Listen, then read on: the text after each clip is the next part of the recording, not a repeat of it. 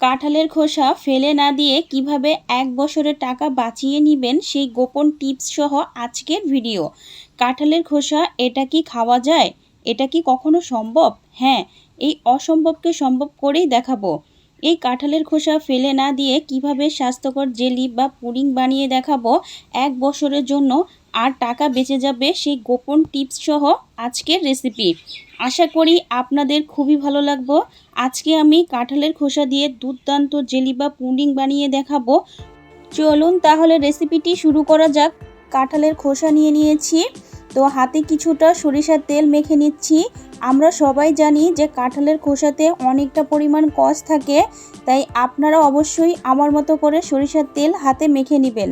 তো আমি একটা ছুরির সাহায্যে ছোট ছোট করে টুকরা করে নিচ্ছি। আপনারা চাইলে এই কাজটি বটি দিয়েও করে নিতে পারেন। তো অবশ্যই আপনারা এই কাঁঠালের খোসা বা বোতা ছোট ছোট করে কেটে নেবেন, তাহলে কিন্তু খুব সুন্দর মতো সিদ্ধ হবে। তাই আমি এভাবে সম্পূর্ণ কাঁঠালের খোসাটাই কিন্তু ছোট ছোট করে কেটে নিচ্ছি। আমার রেসিপিটি দেখতে দেখতে কোথাও যদি একটুখানি ভালো লাগে তাহলে প্লিজ একটা লাইক দিবেন। আর যদি কোনো নতুন বন্ধু হয়ে থাকেন তাহলে আমার চ্যানেলটি সাবস্ক্রাইব করে দিবেন, পাশে থাকা বেল আইকনটি প্রেস করে দিবেন। আপনারাও কিন্তু কাঁঠালের খোসা দিয়ে কিন্তু এই জেলিটা কিন্তু বানিয়ে নিতে পারেন, আর ছোট থেকে বড়রা সবাই খুবই পছন্দ করবে। আর বাচ্চারা তো জেলি খেতে অনেকটা পছন্দ করে। তো দেখুন আমি সম্পূর্ণ খোসাগুলোই কিন্তু কেটে নিয়েছি। এখন খোসাগুলো হচ্ছে আমি ভালো করে ৬-৭টার মতো ধোয়া দিয়ে নিব। আর কাঁঠালের খোসায় কিন্তু অনেকটা পরিমাণ ময়লা থাকে, তাই ভালো করে হচ্ছে ধুয়ে নিতে হবে। তাই আমি একটা মিক্সিং বোল নিয়ে নিয়েছি। এখন আমি সব খোসাগুলোই হচ্ছে বলের ভিতরে দিয়ে দিব ধোয়ার জন্য। তো আপনারাও ভালো করে হচ্ছে এই কাঁঠালের খোসা বা বোতাটা ভালো করে ধুয়ে নেবেন। তো এখন হচ্ছে আমি পানি দিয়ে দিচ্ছি ধোয়ার জন্য। তো এটা কিন্তু আমি বারে বারে পানি চেঞ্জ করে কিন্তু ধুয়ে নিব। তো আপনারা তো দেখেই বুঝতেছেন, দেখুন কতটা পরিমাণ ময়লা বের হচ্ছে। তো আমি এটা কিন্তু গরম পানি দিয়েও কিন্তু একটা বা দুইটা ধোয়া দিয়ে নিব, তাহলে যে এক্সট্রা কষ ওটা কিন্তু চলে যাবে। তো দেখুন আমি আরও ২-৩টা ধোয়া দিয়ে নিয়েছি। এখন আমি পানি থেকে ছেঁকে কাঁঠালের খোসাগুলোকে তুলে নিচ্ছি। আপনারাও কিন্তু এই কাঁঠালের খোসা দিয়ে কিন্তু জেলি বানিয়ে ১ বছরের টাকা কিন্তু আপনারা বাঁচিয়ে নিতে পারেন। আর জেলি তো বাচ্চারা খুবই পছন্দ করে। আমরা কিন্তু বাজার থেকে হাজার হাজার টাকা খরচ করে কিন্তু জেলি এনে খাই। তো এখন কিন্তু আর খাওয়া লাগবে না, আপনারা আমার রেসিপিটি দেখেই কিন্তু বাসায় বানিয়ে নিতে পারেন এই দুর্দান্ত স্বাদের জেলি। তো আমি একটা প্যান বসিয়ে দিয়েছি। প্যানের ভিতর আমি ২ কাপ পরিমাণ পানি দিয়ে দিলাম। তো পানিটা যখন হালকা কুসুম গরম হবে, আমি যে কাঁঠালের খোসাটা ধুয়ে রেখেছিলাম তো ওটা হচ্ছে আমি অ্যাড করে দিব। তো দেখুন আমি সম্পূর্ণ খোসাটাই কিন্তু নিয়ে নিচ্ছি।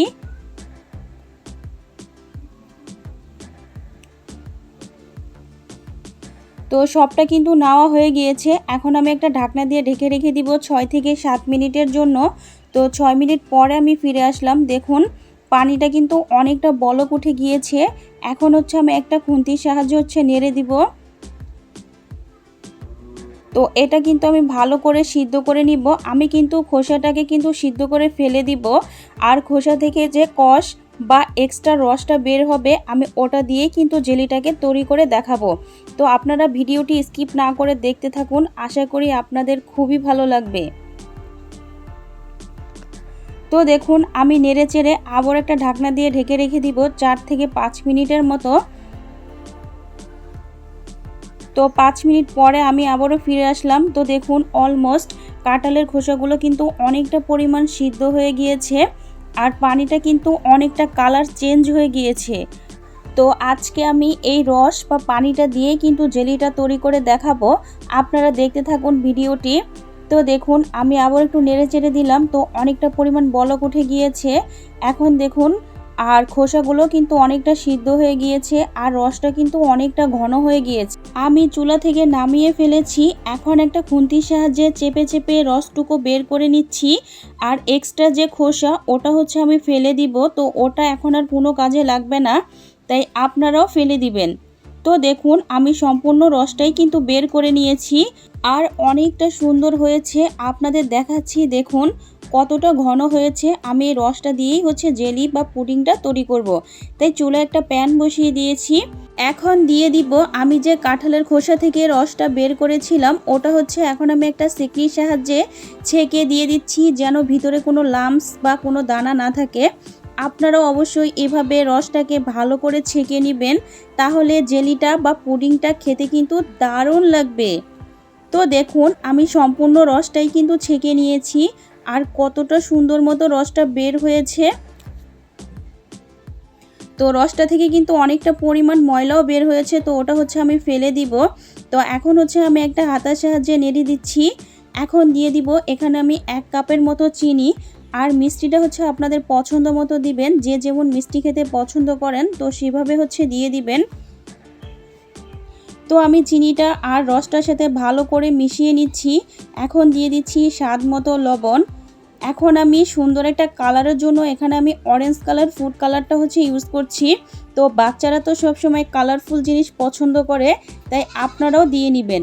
তো দেখুন আমি এখানে 2 ফোঁটার মতো অরেঞ্জ কালার দিয়ে দিলাম। তো দেওয়ার পরে কালারটা কিন্তু অনেকটা সুন্দর মতো এসেছে। এখন হচ্ছে আমি এখানে দিয়ে দিব আগার আগার পাউডার। তাই 1 টেবিল চামচ হচ্ছে আমি আগার আগার পাউডার নিয়ে নিয়েছি। তো আমরা তো সবাই জানি পুডিং বা জেলি বানাতে গেলে হচ্ছে আগার আগার পাউডারটা লাগে। তো ওটা হচ্ছে এখন আমি অ্যাড করে দিলাম। এখন আমি নেড়েচেড়ে মিশিয়ে নিব, আর এই কাজটি কিন্তু দ্রুত করতে হবে, না হলে কিন্তু জমাট বেঁধে যাবে। তো আমি আর 4 থেকে 5 মিনিটের মতো জেলিটাকে রান্না করে নিব, তাহলেই কিন্তু রেডি জেলিটা খাওয়ার জন্য। তো দেখুন আমি কীরকম ঘনত্ব রেখেছি, আপনারা চাইলে আরও ঘন বা আরও পাতলা করে নিয়ে নিতে পারেন। তো আমি চুলা থেকে নামিয়ে ফেলেছি। এখন এখানে আমি একটা বাটি নিয়ে নিয়েছি। তো আমি এখানে প্লাস্টিকের বাটি নিয়েছি। আপনারা চাইলে যে কোনো বাটিতেই কিন্তু জেলিটাকে পরিবেশন করতে পারেন বা সেট করতে পারেন। তো এখন হচ্ছে আমি গরম থাকা অবস্থায় সম্পূর্ণ জেলিটাকেই নিয়ে নিয়েছি। এখন নেড়ে দিচ্ছি যেন ভিতরে কোনো লাম্পস বা কোনো বাতাস না থাকে। তো এটা হচ্ছে আমি নর্মাল ফ্রিজে প্রায় 1 থেকে 1.5 ঘন্টার জন্য রেখে দিয়েছিলাম। 1 ঘন্টা পরে আমি ফিরে আসলাম। তো আপনাদের দেখাচ্ছি, দেখুন পুডিংটা কতটা সুন্দর মতো সেট হয়ে গিয়েছে। এখন আমি একটা ছুরির সাহায্যে চারপাশে একটু আলগা করে দিচ্ছি, যেন পুডিংটা সুন্দর মতো বের হয়। আপনারা চাইলে কিন্তু এটা আপনারা একটা কাচের জারে কিন্তু সংরক্ষণ করে নিতে পারেন, বা নর্মাল ফ্রিজে কিন্তু প্রায় 1 বছরের মতো রেখে কিন্তু খেতে পারেন। তো আমি চেষ্টা করেছি খুবই সহজ ও সিম্পলভাবে রেসিপিটি আপনাদের সাথে শেয়ার করার জন্য। আর কাঁঠালের খোসা দিয়ে আপনারা কিন্তু এই জেলিটি বানিয়ে কিন্তু লক্ষ লক্ষ টাকা কিন্তু বাঁচিয়ে ফেলতে পারেন সংসারের। আর আমরা কিন্তু ছোট থেকে বড়রা সবাই কিন্তু জেলি খেতে খুবই পছন্দ করি। রুটি দিয়ে হোক বা ব্রেড দিয়ে হোক, সব কিছুর সাথেই কিন্তু জেলিটা খেতে দারুণ লাগে। তাই আপনাদেরও বলছি, এখন থেকে কাঁঠালের খোসা ফেলে না দিয়ে আপনারাও কিন্তু দুর্দান্ত স্বাদের পুডিং বা জেলি রেসিপিটি কিন্তু বানিয়ে ফেলতে পারেন। তো সবাই ভালো থাকবেন, সুস্থ থাকবেন। ওকে, আল্লাহ হাফেজ, ধন্যবাদ।